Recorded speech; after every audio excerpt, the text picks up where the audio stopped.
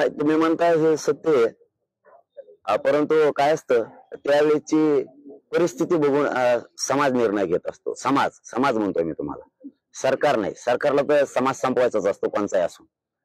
माझे मराठी भोळे आहेत, इमानदार आहेत. त्यांना वाटलं विनाट सहभागी व्हायचं अखंड महाराष्ट्र. चला रे, आपलं राज्य बनतंय, आनंदाची गोष्ट आहे. देतील, विनाअट आले. मग सरकारचं काम होतं जसं बाकीच्यांना जशाल तसं आरक्षण लागू गेलं बाकीच्यांचं, तसं मराठ्यांचंही लागू करायला पाहिजे होतं, पण त्यांनी केलं नाही.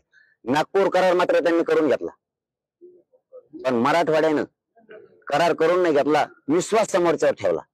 आम्हाला जर त्यावेळेच्या आमच्या मराठा बांधवाला माहित असतं पुढे चालून विश्वासघातकी होणार आहेत, तर मराठ्यांनी त्याच वेळेस लावून धरला असता आमचं आहे ते जशाला जसं द्या.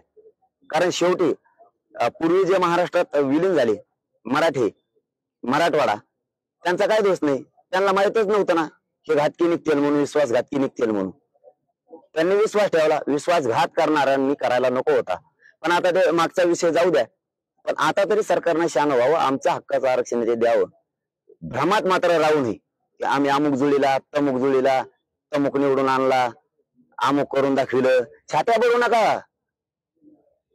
मराठे तरी 288 पाडीत असतील, तरी पण मराठी पाडीत असतील, हे मी प्रामाणिकपणानं सांगतो.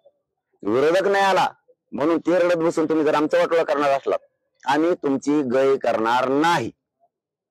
प्रकाश आंबेडकरांनी सगळ्या स्वराज्य कायद्याला ठामपणे विरोध केला. त्यांचा अधिकार आहे, प्रत्येकाला अधिकार आहे. काय म्हणावं, द्या म्हणावं, नाही म्हणावं, प्रत्येकाला अधिकार आहे. आम्हाला अधिकार आहे द्या म्हणण्याचा, ते संविधानानं दिलेला अधिकार आहे, जो तो करू शकतो. त्यांना वाटलं असं नाही द्यावं म्हणून ते म्हणले.